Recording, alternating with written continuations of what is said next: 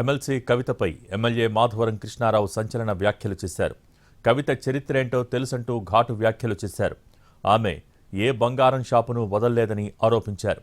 హరీష్ రావును పార్టీ నుంచి వెళ్లగొట్టించి కేటీఆర్ని అరెస్ట్ చేయించి దోచుకు తినాలి అనేది కవిత ప్లాన్ అని మాధవరం సంచలన వ్యాఖ్యలు చేశారు.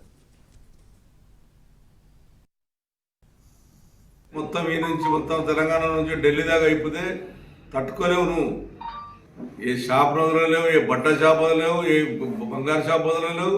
ఇలా మేము కబ్జాదారులమ్మా. ఆధీనంలో ఉన్నటువంటి ఐటీపీ ఆధీనంలో నుండి నిరుపేదలు బాధపడుతుంటే ఈ వస్తుంటే భయపడ్డారంట. నీ అసలు కుక్కలు మస్తు వచ్చిపోయినా నా దగ్గరికి.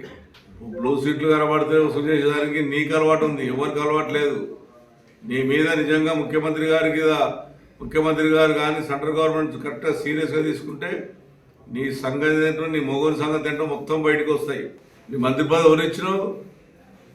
మంత్రి పదవి ఎంతమందికి అమ్ముకున్నావు? మంత్రి పదవులు తెలియదా మాకు? ఈమె ప్లాన్ కూడా పెద్ద 1 year నుంచి మీకున్నటువంటి హరీష్ రావు పాట ఎలగొట్టాలి. వాళ్ళన్నను ఏదో రకంగా రేవంత్ రెడ్డిని పట్టుకొని లోపల వేపియాలి. అప్పుడు ఈమె నాయకత్వం మర్చుకొని రాష్ట్రం మొత్తం తిరిగి దోసుక తిందామనే ప్రయత్నంలోనే ప్రతి ఒక్కరిని టార్గెట్ చేసుకుంటా పార్టీని సర్వనాశనం చేయని ప్రయత్నం చేస్తుంది. నువ్వు గెలిచింది ఒక్కసారి, సెకండ్ సారి గెలవ చేత కాలేదు నీకు. నీ అత్తగారింటి దగ్గర నీ బండ